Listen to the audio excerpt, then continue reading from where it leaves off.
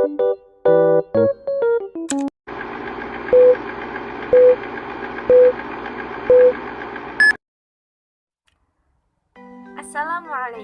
warahmatullahi wabarakatuh. Hai. Selamat pagi anak-anak hebat sekalian. Apa kabar kalian hari ini? Semoga selalu dalam keadaan sehat dan tidak kurang suatu apapun. Begitu juga dengan ibu. Alhamdulillahirobbilalamin, hari ini kita masih dipertemukan walau tidak secara langsung, namun lewat pembelajaran dari anak-anak hebat sekalian. Apakah hari ini kalian sudah membantu orang tua dan beribadah? Nah, sebelum belajar, kita harus biasakan untuk membantu orang tua terlebih dahulu ya. Baiklah, kita lanjutkan kembali ke pembelajarannya ya. Tetap semangat dan selalu tersenyum. Oke anak-anak hebat, hari ini kita akan belajar pada tema 7 tentang indahnya keragaman di negeriku. Pembelajaran 1, subtema 1, keragaman suku bangsa dan agama di negeriku. Sebelum kita mulai pembelajaran, mari kita berdoa terlebih dahulu. Berdoa mulai.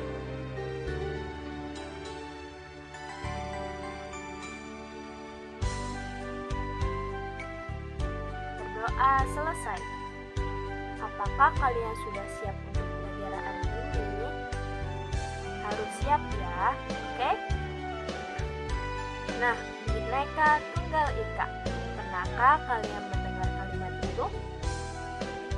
Ya, kalimat itu terdapat pada buku Garuda. Nah, di sini ada lambang Garuda Pancasila. Garuda Pancasila adalah lambang negara kita. Bhinneka Tunggal Ika itu berarti berbeda-beda tetapi tetap satu. Ya anak-anak, bisa dipahami? Nah, kata Bhinneka Tunggal Ika itu tertulis pada pita yang digenggam oleh guru Garuda. Kata Bhinneka Tunggal Ika terdapat dalam buku Sutasoma karangan Tugu Tantular. Tantular ini hidup pada masa kerajaan Majapahit sekitar abad ke-14. Dalam buku Sutasoma ini, pengertian Bhinneka Tunggal Ika lebih ditekankan pada keanekaragaman agama dan kepercayaan di kalangan masyarakat Majapahit. Jadi anak-anak, walaupun kita berbeda suku, agama, dan apapun itu, kita harus tetap bersatu sebagai warga negara Indonesia. Anak-anak, perbedaan apa saja yang ada di Indonesia? Nah, di Indonesia itu ada perbedaan dari agama, asal-usul, suku daerahnya, kebudayaannya, bermacam-macam ya anak-anak. Bahkan tarian tradisionalnya pun berbeda, pakaian adatnya berbeda, rumah adatnya juga berbeda. Terjadi banyak perbedaan di Indonesia dari segi budayanya. Nah, bagaimana sikap kalian terhadap perbedaan yang ada di Indonesia? Tentunya dengan perbedaan yang ada itu bukan menjadi salah satu alasan untuk kita bertengkar dengan orang lain atau bertengkar dengan suku lain, menjelek-jelekan suku lain atau bangsa lain. Tetapi dari perbedaan itu, mari kita hidup rukun bersatu, sehingga Indonesia nanti menjadi negara yang kuat. Nah, bangsa Indonesia itu terdiri atas banyak suku bangsa. Perbedaan suku itu tergantung dari asal daerah kalian masing-masing. Misalnya, kalau dari Sumatera ada suku Batak, itu khusus untuk orang-orang yang berasal dari Sumatera. Lalu ada suku Jawa, itu untuk orang-orang yang berasal dari daerah Jawa. Nah, kita pelajari lebih lanjut ya anak-anak. Suku bangsa di Indonesia. Sejak dahulu kala, bangsa Indonesia hidup dalam keragaman. Kalimat Bhinneka Tunggal Ika pada lambang negara Garuda Pancasila bukan slogannya anak-anak. Penduduk Indonesia terdiri atas beragam suku bangsa, agama, bahasa, adat, dan budaya. Tapi semua dapat hidup berdampingan. Berdasarkan hasil sensus Badan Pusat Statistik atau BPS tahun 2010, bangsa Indonesia terdiri atas 1.331 suku. Berdasarkan sensus itu pula, suku bangsa terbesar adalah suku Jawa yang meliputi 40,2% dari penduduk Indonesia. Suku Jawa ini merupakan gabungan dari suku-suku bangsa di Pulau Jawa, yaitu Jawa, Osing, Tengger, Samin, Bawean, Naga, dan suku-suku lainnya. Suku yang paling sedikit jumlahnya adalah suku Nias, dan jumlahnya adalah 1.041.925 jiwa, atau hanya 0,44% dari jumlah penduduk Indonesia. Namun, suku-suku Papua yang terdiri atas 466 suku, jumlahnya hanya 2.693.630 jiwa, atau 1,14% dari jumlah penduduk Indonesia. Sedangkan etnis Tionghoa jumlahnya 2.832.510 jiwa, atau 1,2% penduduk Indonesia. Nah, anak-anak, adakah kata sulit yang kalian temukan pada bacaan tadi? Mari kita cari tahu artinya bersama-sama. Di bacaan tadi ada kata sensus. Sensus itu artinya perhitungan jumlah penduduk dalam jangka waktu yang tertentu oleh pemerintah. Jadi, setiap beberapa tahun sekali akan diadakan sensus.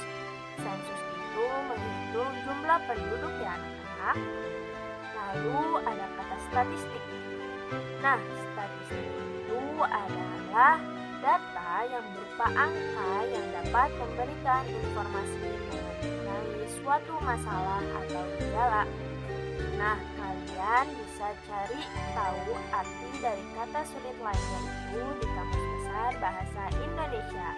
Lalu tuliskan dalam kolom tugas berikut ini. Oke anak-anak, ada berapa paragraf pada teks suku bangsa Indonesia? Ada 2 paragraf ya. Nah, sekarang kita akan menuliskan pokok pikiran dari setiap paragraf yang ada. Kalian tentunya masih ingat bagaimana menentukan pokok pikiran yang ada? Cara menentukan pokok pikiran dari paragraf yaitu kalian baca dulu secara keseluruhan. Contohnya ya dalam bacaan tadi, bacaan suku bangsa di Indonesia. Nah, di sini kita lihat kalimat utamanya adalah sejak dahulu kala Indonesia itu hidup dalam keragaman. Nah, pokok pikiran pada paragraf itu terdapat di mana ya? Kita lihat dari bacaan ini. Oh, di paragraf terakhir itu dikatakan penduduk Indonesia itu terdiri atas beragam suku, bangsa, agama, bahasa, adat, dan budaya. Nah, ini adalah pokok pikiran dari paragraf pertama. Lalu, pokok pikiran dari paragraf kedua itu apa? Nah, untuk paragraf kedua ini kalian tentukan sendiri ya pokok pikirannya, lalu tuliskan pada kolom tugas berikut. Nah, anak-anak, dari kegiatan sebelumnya kamu akan mengetahui bahwa Indonesia itu terdapat ribuan suku bangsa. Nah, setiap suku bangsa itu kemungkinan memiliki kebiasaan dan cara hidup yang berbeda. Salah satu contoh perbedaan cara hidup adalah transportasi. Pada zaman dahulu, alat transportasi itu menggunakan tenaga hewan. Seperti gambar berikut ini ya anak-anak. Ini adalah bendi, lalu ada pedati sapi, lalu ada juga pedati kerbau. Sedangkan zaman sekarang ya semuanya serba pakai mesin, ya mobil, motor, dan lain sebagainya. Perhatikan gambar berikut ini. Dapatkah kalian melihat persamaan dari ketiga alat transportasi tersebut? Nah, ini kan termasuk alat transportasi tradisional ya. Ada banyak persamaannya. Salah satunya adalah ketiga alat transportasi tersebut menggunakan binatang yang sama-sama menarik beban berupa bendi atau pedati atau kereta ini anak-anak. Jadi, ketiga-tiganya itu ditarik oleh hewan. Nah, anak-anak hebat, apa yang terjadi saat kuda menarik bendi? Nah, kuda yang menarik bendi ini maka bendinya akan bergerak karena daya yang diberikan oleh kuda. Lalu, apa yang terjadi saat kerbau atau kuda menarik pedatinya? Nah, yang terjadi ya pedati akan bergerak juga karena daya yang diberikan oleh kerbau atau kudanya. Oke anak-anak, coba kalian lakukan kegiatan sederhana berikut ini. Coba kamu dorong meja belajarmu pelan-pelan hingga bergeser sedikit. Lalu setelah dorong, tarik ke posisi semula.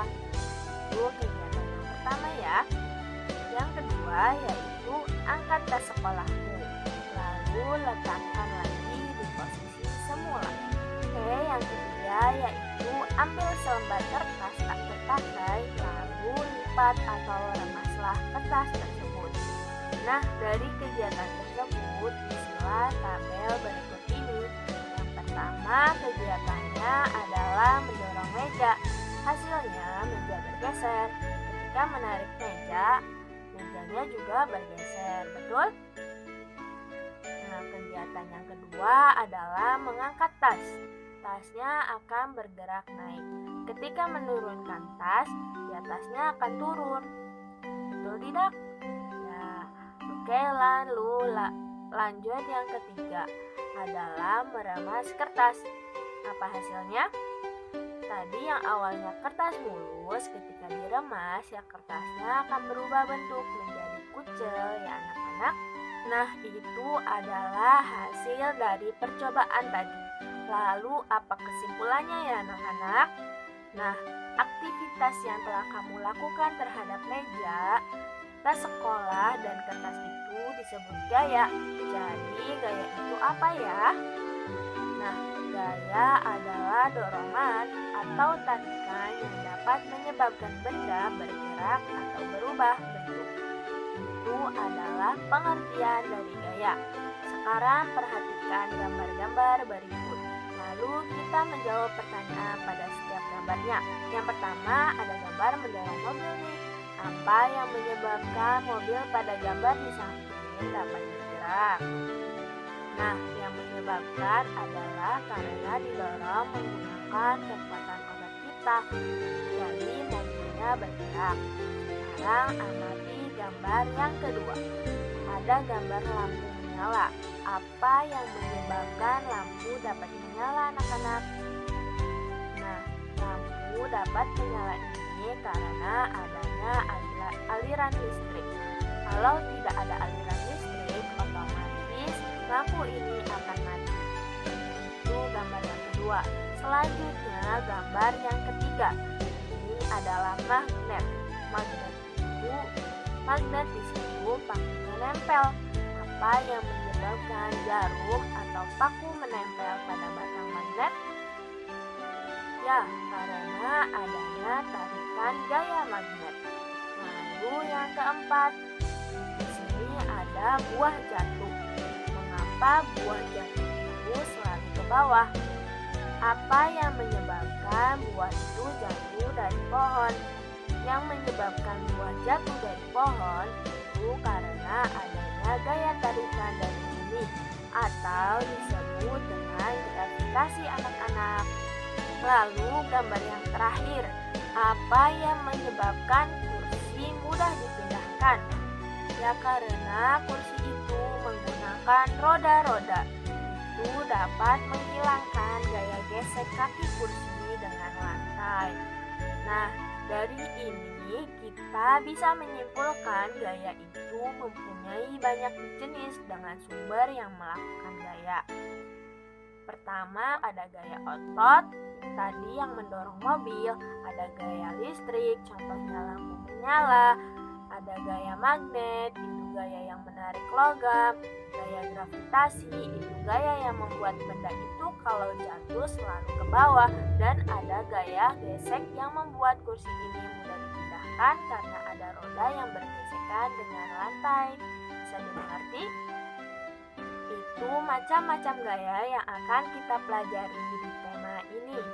Perhatikan contoh kegiatan menggunakan gaya otot berikut ini.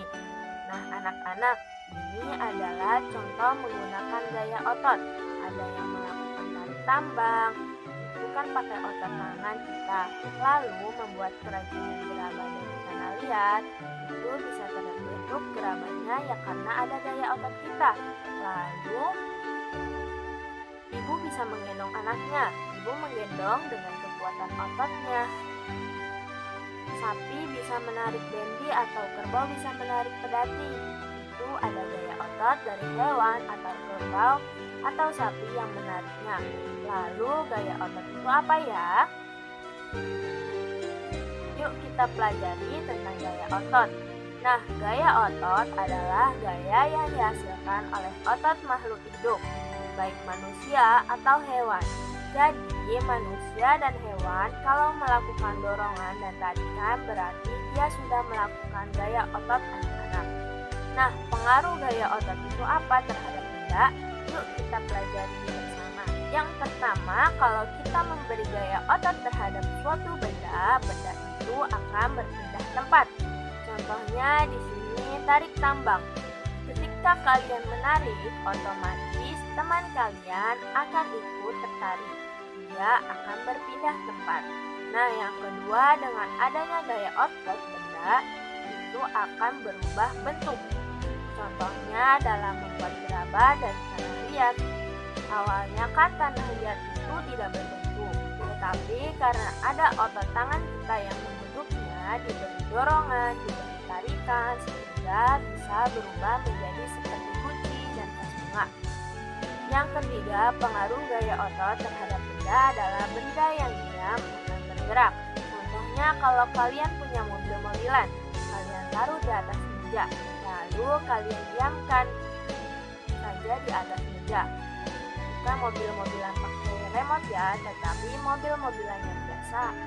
Lalu kalian amati, diam.